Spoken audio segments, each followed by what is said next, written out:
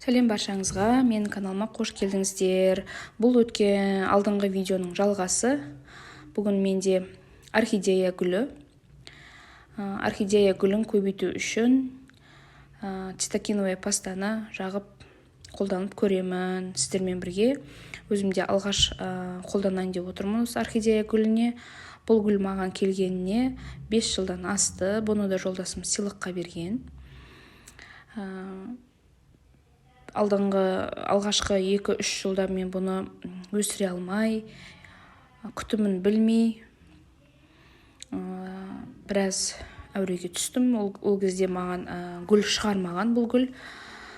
Енді 3 жылдан қалған осы 3-ші жыл биыл гүл ашып, гүлдеп береді. Бұл гүл ноябрь айынан бастап цветонос шығады, көтеріледі гүл шығаратын сабағын. Декабрь айынан бастап гүл шығарады. Содан шамамен 5-6 айға дейін гүлдеп тұрады. Мен бұның күздің басында топырағын ауыстырған болатынмын. Кішкене жаңа топыраққа үйренісе алмай, кішкене стресс алды ма, астыңғы жапырағының барлығы түсіп қалды. 2-3 жапырағын тастады. Содан осы 3 жапырақ қалды. Мына 2 гүлі шығып тұр әзірге. Тағы да түйіндер бар. Енді осының астыңғы жағынан бастап, 3-ші нүктесінен бастап, мына точка ростов дейді ғой, соның сыртқы қабығын алып тастап, осы 2 жеріне цитокиновая пастаны жағып көремін. Нәтижесі бола ма, болмай ма, оны алдыңғы видеода сіздермен бірге міндетті түрде бөлісемін. Осылай пинцеттің көмегімен қабықтарын алып тастаймыз. Бұл гүлдің күтімі жарық жерде тұру керек. Мен бұл гүлді батыс жақтағы терезеге қойып қойғанмын. Күн бататын кезде кішкене күн түседі. Сол терезеде тұр 3 жылдан бері. Суды да көп кешіктірмеймін және көп жиі құймаймын. Сосын бұл гүл менде ас үй бөлмесінде тұрады. Ас үй бөлмесіне қойып қойғалы бері 3 жыл болды. Осы гүл шығарып, жайқалып, өсіп тұр.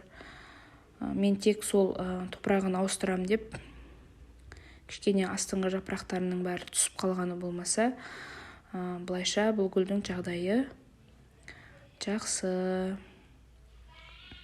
Осылай өсу нүктелерінің қабығын ашып, цитокиновая пастаны 2 жеріне жағып көрейін деп отырмын. Өйткені сабағы қатты үлкен емес, тек 2 жеріне жағып тәжірибе жасап көремін. Нәтижесін міндетті түрде сіздермен бөлісемін. Енді осы гүлдің күтіміні 5-6 жылдан бері қай жерде қалай өседі, суды қалай ішеді, топырақ ауыстырғанда қалай болады, барлығын көріп біліп алғаннан кейін енді осыны көбейткім келіп отыр. Өзім өсіріп отырған орхидеяны үйде басқасын сатып алмай-ақ көбейтіп көруге бола ма, соны жасап көрмекшімін сіздермен бірге. Осылай цитокиновая пастаны иненің көмегімен, не зубочистканың көмегімен жақсаңыздар да болады.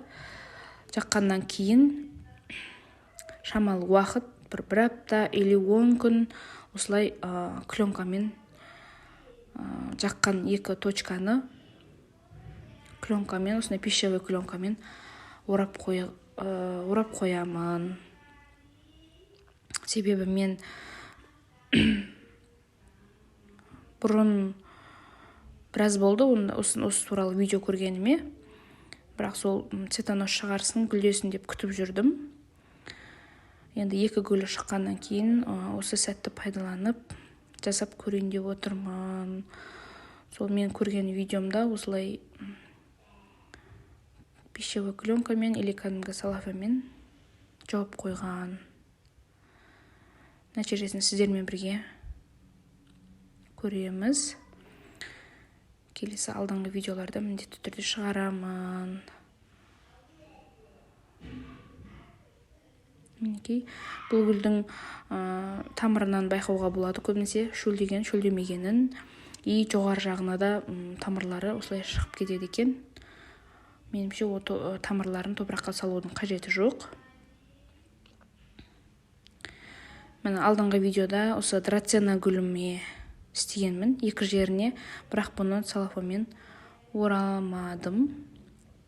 Енді бұны ашық қойып көреміз. Бұның да екі жеріне істедім. Және мына фикус гүліне жанынан бұтақ шығарту үшін, сабағын шығару үшін осы екі жеріне жасадым. Келесі видеоларда сіздермен бірге бөлісетін боламын. Және де келесі видеоларда тағы да басқа гүлдердің күтімі жайлы, топырағы жайлы міндетті түрде бөлісіп отырамын.